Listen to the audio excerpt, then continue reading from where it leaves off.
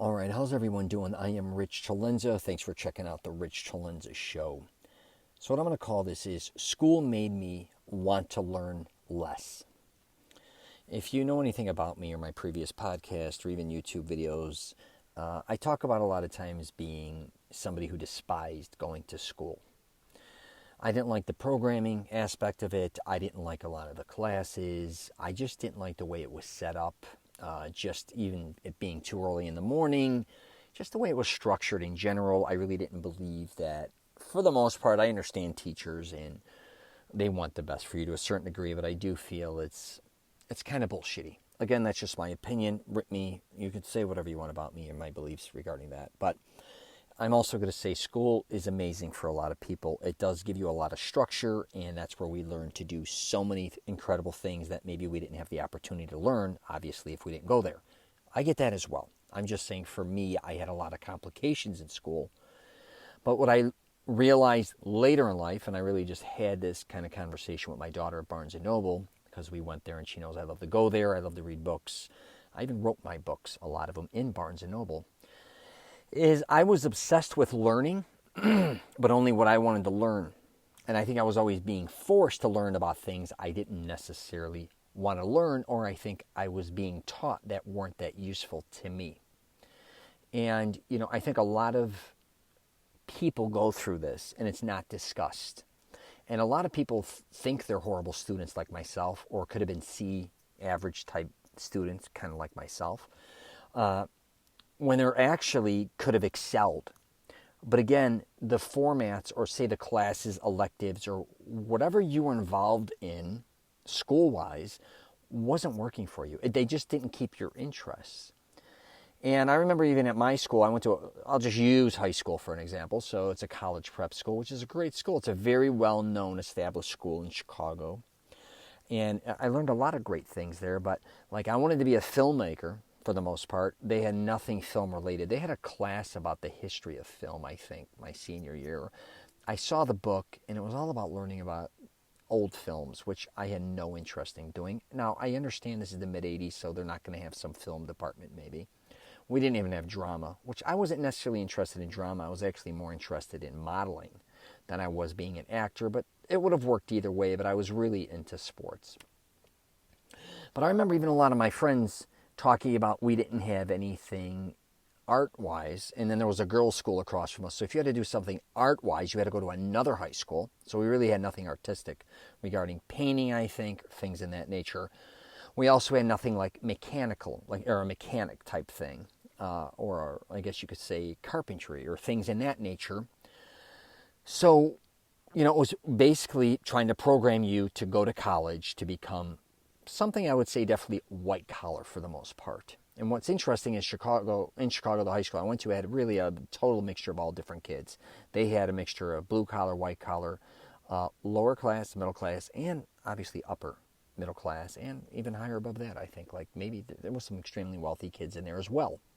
Just because of the area that we were in right outside of Chicago, about 15 miles west, and because my school was traditionally been there, I think, since it was a military school back in even the early 1900s. So it had a reputation as being a very good school. But my point being here is, and I've talked about this before, selling yourself short. I think a lot of people just think they're stupid, or they think they can't do certain things. And I'm here to tell you, just because you couldn't do things in your past, I don't care if it was grade school, middle school, high school, even college. If you tried certain things, and I'm not saying even things you did like and you weren't successful, does not make you stupid. Doesn't even not make you not that successful. It could have been the way you were taught, or at that point in time, it didn't have the information that you can receive correctly, I guess you could say. So for instance, if you wanted to fix cars and you weren't around anybody fixing cars and you read about it, it really wasn't kind of hands-on. But if you watch a YouTube video now on how to fix cars, it's amazing what you can comprehend and how you can go do it. It's kind of the way it's being taught, I think, as well. And, a lot of things, too, I think we sell ourselves short and say at one point in time, I remember I was like, man, everything I read just puts me to sleep. Well, the reality was everything I was reading was something I didn't want to read. So it was boring me to death. Or I'd be like, oh my God, after one page, I just read a whole page, I checked out. Well, yeah, again.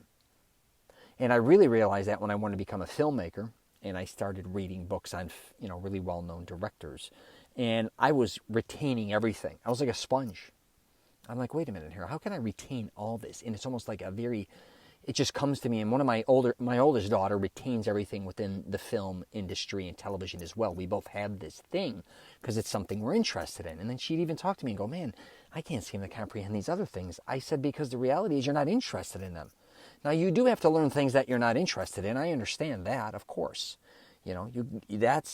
But it's also, I should say, there should come a point in your life where you're like, okay, am I wasting my time learning about a lot of things that I'm not only not interested in, that I probably am not going to use? Because I think a lot of us get caught up in that. So I just really want to do a podcast on this because I think, again, too many people sell themselves short as they get older, because also what you thought you were kind of dumb at or not comprehending then, you may be way more intelligent now. You may be way more interested, and it could be anything. A lot of times, like, the last thing I would have ever thought about myself doing is writing a couple books. I didn't even want to read books at certain times in my life. But then before you know it, I'm writing them, because when I just felt like that's what I wanted to do. But talk about kind of almost being extreme, where I didn't want to look at a book and the next, you fast forward your life 20 years later and you're writing a book. That doesn't make sense kind of to a certain degree.